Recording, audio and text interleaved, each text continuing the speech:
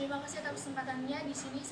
Nama saya Faki. Di sini saya akan menjelaskan memotivasi karyawan dan membangun tim yang mandiri. Jadi pentingnya motivasi bagi karyawan itu adalah bagaimana kita untuk membangun suatu gairah karyawan atau semangat karyawan agar melakukan suatu tujuan dalam suatu organisasi tertentu. Jadi misalnya kayak kita itu sudah memberi suatu manajer telah memberikan motivasi kepada karyawannya dan membuat karyawannya itu bersemangat untuk melakukan suatu organisasi. Jadi itu akan membuat karyawan tersebut membuat pelanggannya itu puas. Jadi misalnya kayak suatu karyawan telah membuat pelanggannya itu puas dan pelanggan tersebut senang terhadap pelayanannya, itu akan membuat kunci kesuksesan suatu perusahaan. Jadi kalau pelayanannya itu tidak bagus serta tidak membuat senang suatu pelanggan, itu akan membuat kerugian dalam suatu perusahaan. Jadi pentingnya suatu motivasi bagi karyawan. Jadi apabila seseorang itu satu orang saja dalam suatu perusahaan dan dia itu mampu membuat suatu perusahaan itu produktivitasnya tinggi dan kerjanya itu bagus, perusahaan itu seperti kehilangan $100 uang karena orang tersebut sangat berpengaruh dalam perusahaan tersebut. Dan yang selanjutnya itu membangun tim yang mandiri. Membangun tim yang mandiri itu adalah suatu pendekatan baru dalam aktivitas yang tidak mengandalkan supervisor atau manajemen dalam perusahaan tersebut. Jadi yang bekerja itu adalah tim mandiri tersebut. Jadi tim mandiri ini adalah tim yang anggotanya itu mengandalkan pengalaman mereka, ide-ide mereka mengeluarkan sehingga mereka itu mendapat suatu ide agar mereka melakukan dalam suatu perusahaan. Berbeda dengan tim tradisional. Tim tradisional itu adalah tim yang mereka itu tidak memiliki kesempatan untuk mengeluarkan ide-ide mereka, pengalaman mereka ataupun apa mereka. Jadi mereka itu hanya menunggu dan mereka itu hanya menerima suatu motivasi dari manajer mereka. Nah, dan yang selanjutnya adalah intrinsik dan ekstrinsik penghargaan. Intrinsik itu adalah kepuasan pribadi yang Anda lakukan karena suatu pekerjaan Anda yang baik. Jadi sedangkan kalau ekstrinsik adalah hal yang diberikan kepada Anda karena Anda telah melakukan sesuatu yang baik. Jadi kayak misalnya penghargaan, kenaikan gaji, status. Sekian dari saya, terima kasih. Terima kasih atas kesempatannya. Saya Arminda Hermania. Saya akan menjelaskan mengenai penghargaan ekstrinsik yang paling umum digunakan. Penghargaan ekstrinsik adalah sesuatu yang diberikan kepada Anda oleh orang lain sebagai pengakuan atas pekerjaan Anda yang baik. Yang umum digunakan adalah kredit atau debit card use. Yang kedua, time of job. Yang ketiga, individual travel. Yang keempat, merchandise award. Yang kelima, gift certificate. Yang keenam, cash award. Lalu saya akan menerangkan mengenai evolusi konsep manajemen hubungan manusia. Pertama, ilmiah, yaitu Frederick Taylor. Dia merupakan bapak manajemen ilmiah. Tujuan Taylor untuk melakukan produktivitas pekerja guna menguntungkan perusahaan dan pekerja.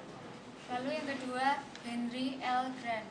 Dia merupakan pengikut Taylor, merupakan yang mengembangkan bagian untuk para manajer merencanakan pekerjaan para karyawan dalam satu hari sampai ke detail-detail terkecil. Yang ketiga, Lillian Gilbert menggunakan ide Taylor dalam studi pembangunan dengan menggunakan batu bata selama 3 tahun. Gilbert mengembangkan prinsip ekonomi gerakan yang menunjukkan bahwa setiap pekerjaan dapat dipecah menjadi serangkaian gerakan dasar. Yang kedua adalah perilaku, yaitu dari Elton Mayo. Dia dengan banyak koleganya datang ke pabrik Hawthorne untuk menguji tingkat penerangan yang berkaitan dengan produktivitas yang optimal. Studi yang ia lakukan adalah studi manajemen ilmiah tradisional. Yang kedua, Abraham Maslow, yakni bahwa untuk memahami motivasi di tempat kerja, seseorang harus memahami motivasi pada umumnya. Bagi Maslow, motivasi berasal dari kebutuhan. Yang ketiga, Frederick Herzberg. Ia meminta para pekerjanya untuk mengurutkan berbagai faktor yang berkaitan dengan pekerjaan sesuai kepentingan yang berhubungan dengan motivasi. Yang keempat, Douglas McGregor. Dia mengobservasi Dia mengobservasi bahwa sikap para manajer pada umumnya termasuk dalam satu dari dua kumpulan asumsi manajerial yang berbeda, yaitu teori X dan Y. Lalu yang kelima dari William Auchi, dia mengeluarkan teori Z yang nanti akan diterangkan oleh rekan saya. Yang keenam, Victor Fromm, teorinya adalah teori harapan. Harapan karyawan dapat memengaruhi motivasi suatu individu. Sekian dari saya, akan dilanjutkan oleh rekan saya. Terima kasih atas kesempatannya. Nama saya Tifana Dewi dan saya di sini akan menjelaskan tentang studi Hawthorne. Studi Hawthorne dilakukan oleh Elton Mayo dan koleganya dari Harvard University dimulai tahun 1972 dan berakhir 6 tahun kemudian. Kemudian mereka datang ke pabrik Hawthorne untuk menguji tingkat penerangan yang berkaitan dengan produktivitas yang optimal. Percobaan pertama, mencatat produktivitas pekerja di bawah tingkat penerangan yang berbeda. Produktivitas kelompok eksperimental dibandingkan dengan produktivitas pekerja lain yang melakukan pekerjaan yang sama mengalami peningkatan tanpa mempedulikan apakah penerangan itu baik atau kurang baik. Kemudian rangkaian eksperimen kedua dilakukan. Dalam eksperimen ini, ruangan tes yang terpisah dibuat dengan suhu, kelembapan, dan faktor lingkungan lainnya. Produktivitas mengalami kenaikan setiap kali. Pada kenyataannya mengalami total kenaikan mencapai 50%. Dan pada akhirnya mereka menyimpulkan bahwa para pekerja di ruang pengujian menganggap diri mereka kelompok sosial. Suasananya yang informal membuat mereka dapat berbicara dengan bebas dan berinteraksi dengan penyelia dan pelaku eksperimen lainnya. Mereka merasa spesial dengan bekerja keras untuk tetap berada di dalam kelompok tersebut. Inilah yang memotivasi mereka. Kemudian ketika para pekerja merasa bahwa ide mereka dihargai dan mereka terlibat dalam pengambilan keputusan manajerial, itu juga akan memotivasi mereka. Dan yang terakhir yaitu para pekerja menikmati suasana ruangan spesial mereka dan bayaran tambahan yang mereka dapatkan untuk produktivitas lebih. Kepuasan pekerjaan meningkat drastis. Jadi, hasil dari studi Hawthorne mendukung para peneliti untuk mempelajari motivasi manusia dan gaya manajerial yang menghasilkan produktivitas lebih. Selanjutnya yaitu motivasi dan hierarki kebutuhan Maslow. Hierarki kebutuhan Maslow didasarkan pada pemikiran bahwa motivasi berasal dari kebutuhan. Apabila satu kebutuhan terpenuhi, kebutuhan itu tidak lagi menjadi motivator. Jadi, kebutuhan tingkat lebih tinggi lah yang menjadi motivator. Kebutuhan tingkat lebih tinggi menuntut dukungan dari kebutuhan tingkat yang lebih rendah. Berikut ini adalah hierarki kebutuhan Maslow yang tingkatannya adalah sebagai berikut. Yang pertama yaitu kebutuhan fisiologis, yaitu kebutuhan kelangsungan hidup dasar, seperti kebutuhan akan makanan, air, dan tempat perlindungan. Dan selanjutnya yaitu kebutuhan keselamatan, yaitu kebutuhan untuk merasa aman di tempat kerja dan di rumah.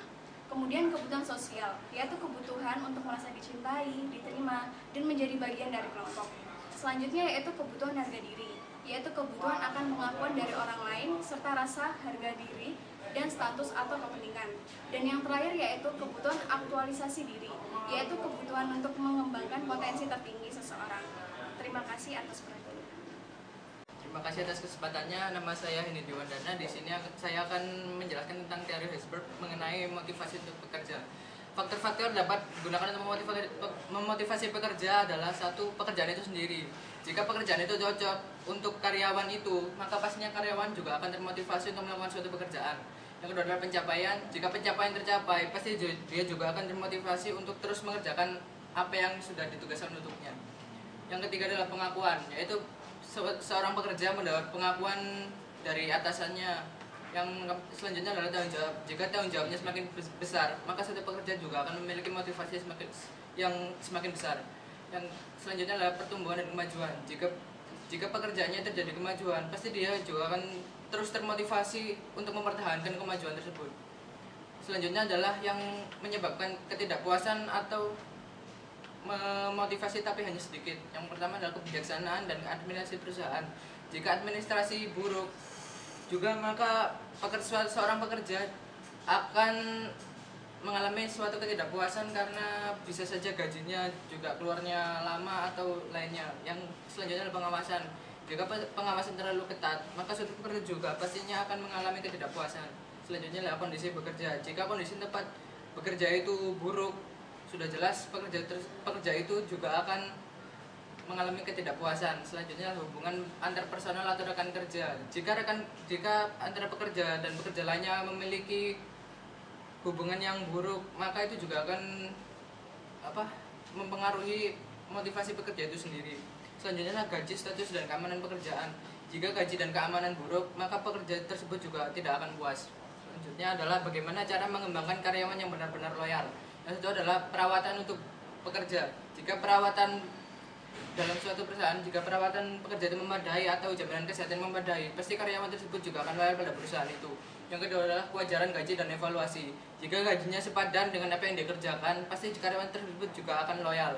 Selanjutnya adalah pencapaian perasaan. Jika suatu karyawan sudah merasa cocok dengan perusahaan tersebut, pasti dia juga akan loyal. Yang keempat adalah kepuasan dengan kegiatan sehari-hari. Jadi dia merasa puas apa yang dia kerjakan sehari-hari di suatu perusahaan tersebut. Yang kelima adalah apresiasi ide. Jika pekerja memiliki ide dan diapresiasi oleh atasannya, pasti dia juga akan menjadi loyal pada suatu perusahaan tersebut. Terima kasih. Terima kasih atas kesempatannya. Nama saya Janeka Putri. Saya akan mempresentasikan tentang job oriented teknik motivasi, yaitu terdiri dari beberapa bagian. Yang pertama adalah pengayaan pekerjaan. Strategi motivasional yang menekankan pemotivasian pekerja melalui pekerjaan itu sendiri. Yang kedua adalah variasi keterampilan, yaitu sejauh mana sebuah pekerjaan menuntut keterampilan yang berbeda. Yang ketiga adalah identitas tugas, yaitu tingkat sampai mana pekerjaan mewajibkan pelaksanaan tugas dengan hasil yang tampak dari awal sampai akhir. Yang keempat adalah arti tugas, yaitu tingkat sampai mana pekerjaan memiliki pengaruh yang substansial pada kehidupan atau pekerjaan orang lain dalam perusahaan. Yang keempat adalah otonomi, yaitu tingkat kemerdekaan, kebebasan, dan keleluasaan dalam menjadwalkan pekerjaan dan menentukan prosedur. Kemudian umpan balik adalah jumlah informasi langsung dan jelas yang diterima tentang kinerja pekerjaan, yaitu selanjutnya penyederhanaan pekerjaan yang menghasilkan efisiensi tugas dengan memecah pekerjaan menjadi langkah-langkah sederhana. Kemudian pembesaran pekerjaan, yaitu strategi pengayaan pekerjaan yang melibatkan pengombinasian serangkaian tugas ke dalam suatu tugas yang menantang dan mencatat, yaitu rotasi pekerjaan. Kemudian selanjutnya adalah rotasi pekerjaan, yaitu adalah strategi pengayaan pekerjaan yang melibatkan pemindahan karyawan dari satu pekerjaan ke pekerjaan lain. Selanjutnya saya akan menjelaskan tentang teori X dan Y. McGregor. Teori X terdiri dari beberapa bagian. Yang pertama adalah orang biasa tidak menyukai pekerjaan dan akan menghindarinya bila mungkin. Kemudian, karena ketidakpuasan ini, para pekerja harus dipaksa, dikendalikan, diarahkan, atau diancam dengan hukuman yang membuat mereka mengarahkan usaha tersebut.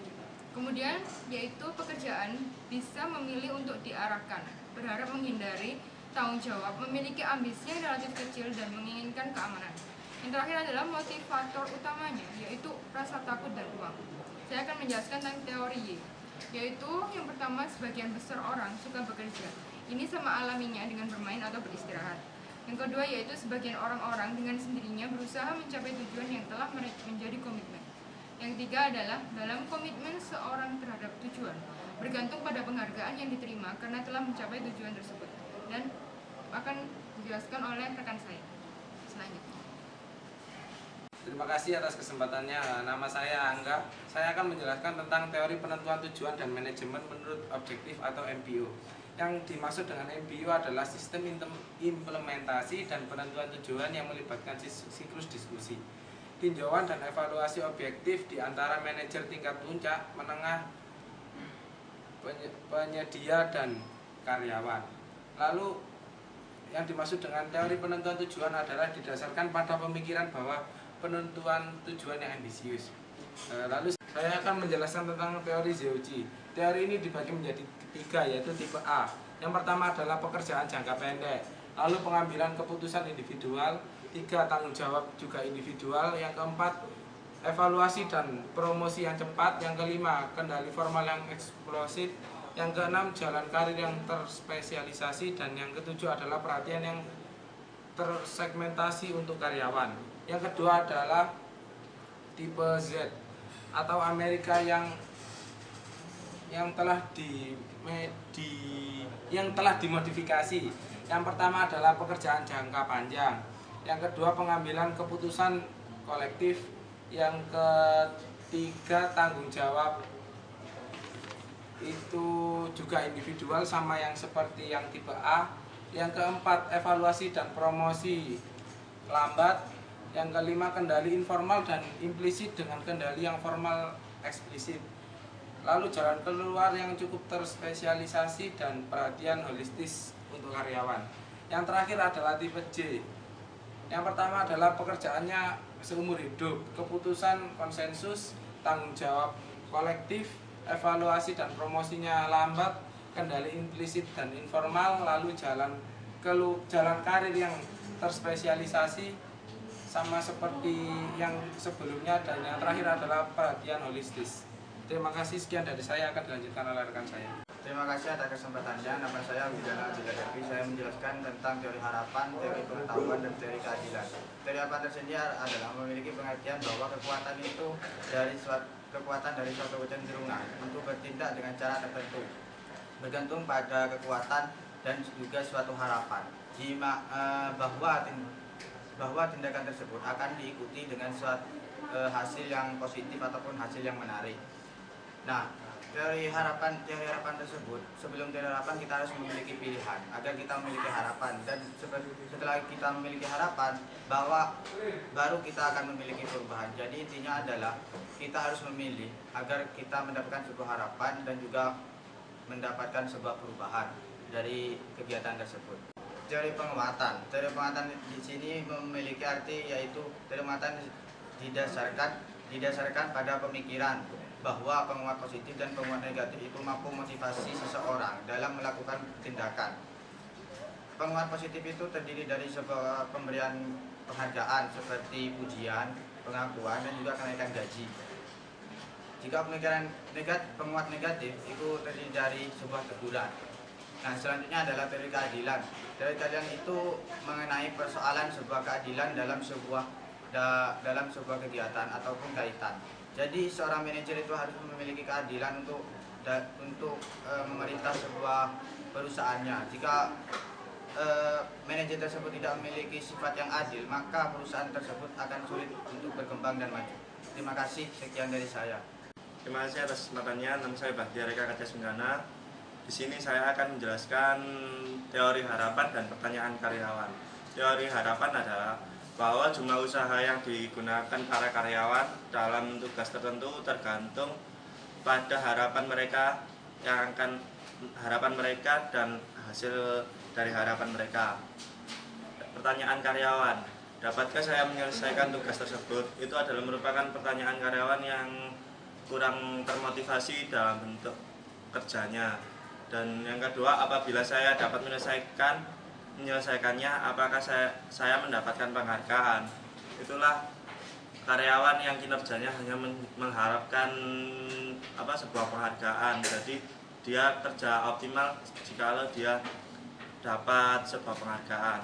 Dan yang ketiga, apakah penghargaan tersebut sepadan dengan usahanya? Itu adalah contoh pertanyaan karyawan yang kurang termotivasi untuk memajukan kerjaannya. Dan selanjutnya saya akan menjelaskan langkah untuk meningkatkan kinerja para karyawan. Menentukan penghargaan yang dihargai oleh karyawan. Jadi sebagai atasan sebuah perusahaan harus menentukan apa penghargaan yang akan diberikan oleh karyawan yang karyawan tersebut melakukan kinerja yang sangat bagus. Dan selanjutnya menentukan standar kinerja yang diinginkan oleh karyawan. Menentukan standar kinerja yang diinginkan oleh setiap karyawan, yaitu standar kinerja yang diinginkan oleh karyawan itu harus disetujui oleh sebuah atasan dan disepakati bersama. Yang ketiga, memastikan bahwa standar kinerja dapat dicapai. Jadi dalam menentukan standar kinerja itu harus sesuai dengan kemampuan para karyawannya. Jadi seandainya standar kerja itu diberikan, karyawannya dapat menyelesaikan dengan baik. Dan yang selanjutnya, menjamin penghargaan terikat dengan kinerja. Jadi kalau sebuah atasan itu menjamin akan memberikan penghargaan jikalau kinerja seorang karyawan itu maksimal dan baik. Dan yang terakhir, yakin bahwa penghargaan dianggap memadai. Jadi sebuah atasan itu menjamin penghargaannya itu dianggap memadai dan sepadan dengan apa yang diberikan kepada karyawan yang berprestasi atau yang bekerja secara maksimal. Sekian, terima kasih, dan selanjutnya akan diterangkan oleh teman saya. Terima kasih atas kesempatannya. Saya akan mempresentasikan hasil presentasi saya. Saya akan mempresentasikan membangun kerjasama tim melalui komunikasi terbuka. Dalam sebuah kerjasama tim, jika tidak ada komunikasi, apalah arti sebuah kerjasama? Komunikasi dapat terbangun melalui beberapa hal yang seperti saya sebutkan, yaitu menciptakan kultur pengorganisasional yang menghargai sikap mendengarkan. Yang kedua adalah melatih para penyediaan manajer untuk mendengarkan. Ketiga, menyediakan penghalang untuk komunikasi yang terbuka. Keempat adalah secara aktif melakukan upaya untuk memfasilitasi komunikasi. Demikian beberapa langkah di atas adalah untuk membangun kerjasama tim yang terbuka secara komunikasi. Demikian presentasi saya. Selamat siang. Wassalamualaikum. Terima kasih atas kesempatannya. Nama saya Ahmad Musuki Ibad. Di sini saya akan menerangkan tentang kinerja tim tinggi. Yang pertama adalah partisipasi kepemimpinan yang berhubungan dengan penggunaan berbagai prosedur keputusan yang memperbolehkan pengaruh orang lain mempengaruhi keputusan pemimpin. Yang kedua adalah responsif, yaitu kesadaran akan tugas dan tanggung jawab yang dilakukan dan peka dalam menyikapi berbagai hal. Yang ketiga adalah jajar pada tujuan, yaitu fokus dan konsisten pada tujuan tim. Yang keempat adalah komunikatif. Komunikatif ialah mampu menyampaikan suatu pesan dengan jelas dan efisien. Yang keenam adalah fokus pada tugas, yaitu fokus pada tugas yang dikerjakan oleh tim tersebut. Yang ketujuh adalah penyelesaian masalah, yaitu bagaimana cara tim tersebut menyelesaikan masalah yang ada. Yang kesembilan adalah berbagi tanggung jawab, yaitu dengan berbagi tanggung jawab yang dibagikan kepada tim tersebut. Yang ke-10 adalah inovatif, yaitu kemampuan sebuah tim dalam mendayagunakan kemampuan dan keahlian untuk menghasilkan karya baru. Selanjutnya adalah tips untuk memotivasi karyawan. Yang pertama adalah menerima karyawan untuk pekerjaan yang baik dan cocok untuk karyawan tersebut. Yang kedua adalah mendengarkan karyawan, yaitu mendengarkan apa yang diinginkan oleh karyawan. Yang ketiga adalah memberikan tanggapan, yaitu memberikan tanggapan atas apa yang telah dikerjakan oleh karyawan tersebut. Yang keempat adalah memberikan penghargaan, yaitu memberikan penghargaan atas hasil yang telah dilakukan oleh karyawan. Yang kelima adalah menjaga informasi mereka, yaitu harus menjaga informasi yang dimiliki oleh seorang karyawan. Yang keenam adalah memungkinkan untuk input. Dan yang ketujuh adalah kesempatan pelatihan. Yang kedelapan adalah ingat tanggal penting, yaitu seperti mengingat tentang tanggal berapa memberikan gaji pada karyawan. Yang sembilan adalah memiliki dan mematuhi kebijakan. Dan yang ke-10 adalah rayakan pencapaian tujuan. Selanjutnya adalah peringatan tanda-tanda karyawan mengalami stres. Yang pertama adalah penurunan pada produktivitas karyawan. Yang kedua adalah kelambatan kronis. Yang ketiga adalah kemanggiran. Yang keempat adalah ceroboh dalam perincian. Yang kelima adalah tidak dapat bekerja dengan orang lain. Yang keenam, sikap negatif tentang pekerjaan. Yang ketujuh adalah penarikan dari rekan kerja. Yang ke-8, mudah marah atau memicu kemarahan. Sekian dari saya, terima kasih.